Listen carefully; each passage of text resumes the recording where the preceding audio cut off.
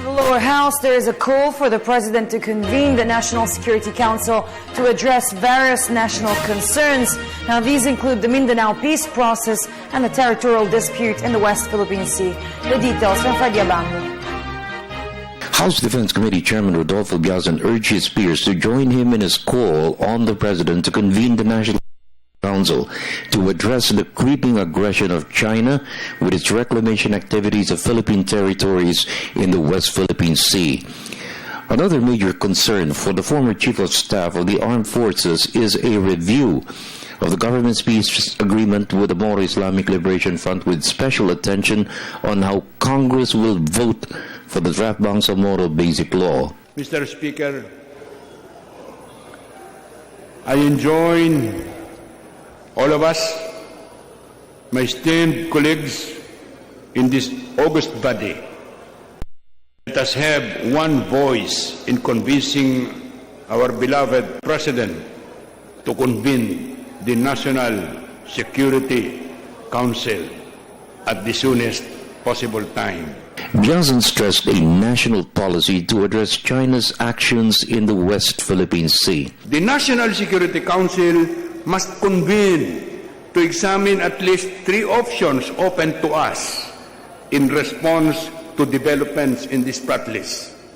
Number 1, Mr. Speaker, shall we meet force with the considering the creeping aggression by China in that municipality of Palawan? Second option that we may have to study, Mr. Speaker, is to continue the diplomatic campaign by awakening the world and pursuing our case in the United Nations to resolve this instability by enforcing the rule of law through the implementation of the United Nations Convention on the Law of the Sea. Has been the course of action of the government by filing a memorial to back its claim of sovereignty of islets and reefs before the International Court on the Law of the Seas. Angkla Party-list Congressman Jesulito Manalo said the support of the global community in containing China's intentions is a must, since there are other countries with similar claims in the South China Sea, and it could hamper the free flow of navigation and trade. Manalo said the move to declare the Calayan Islands as a tourist destination is a plus for the country. We're now conscious, and we seem to be defending our rights.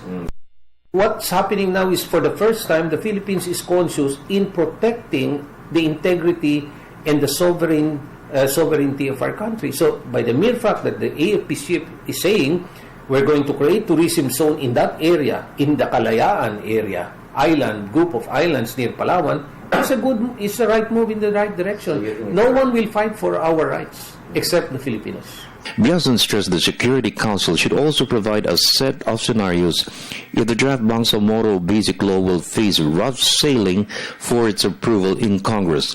Biazon said he is to end more than 40 years of conflict in Muslim Mindanao.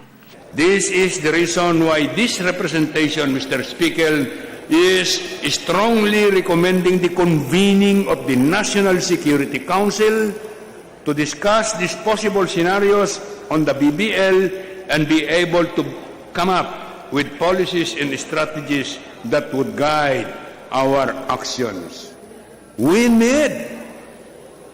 must be prepared for all eventualities. In the meantime, the draft voted by the Rodriguez Committee next week for approval has been released for members to review and make recommendations. Members of the House from all the regions of the country continue to conduct consultations to ensure the approval of the draft law. The design bloc, led by Congressman Albi Benitez, support peace, so with the partyless coalition. The only concern is to revise provisions which may be unconstitutional. As you saw, what we were voting on in last Monday was really a compilation of comments and suggestions made in the course of all of the previous hearings. Kaya it lacked coherence. Kaya it was very difficult really to tackle it. But now there is a working draft that was naisubmit na ni Rufus kahapon. The Visayan Bloc looks at it on a countrywide basis. I mean, we are part of the whole country, and so it is very important for us to understand the dynamics of the bill, and if it will the conflict in Mindanao, it will definitely rebound to the interests of the Visayan region. For the People's Television Network, this is Freddie Abando reporting.